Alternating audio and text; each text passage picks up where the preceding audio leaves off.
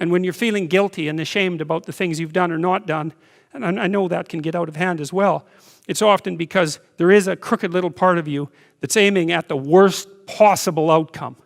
You know, one of the things Jung said about the shadow, you know, that Jung's famous idea that everyone has a dark side and that dark side needs to be incorporated and made conscious.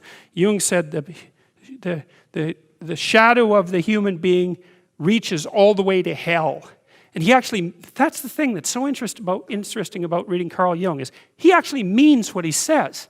It's not a metaphor. It's like the part of you that's twisted against being is aligned with the part of the cosmos, let's say, the conscious cosmos, that's aiming at making everything as terrible as it can possibly be. And you know, it's a terrible shock to realize that. It's partly why people don't realize it. It's something that people keep at an arm's length. It's the same as recognizing yourself as a Nazi concentration camp guard, which is a very useful exercise because there's absolutely no reason why you couldn't have been or still could be one.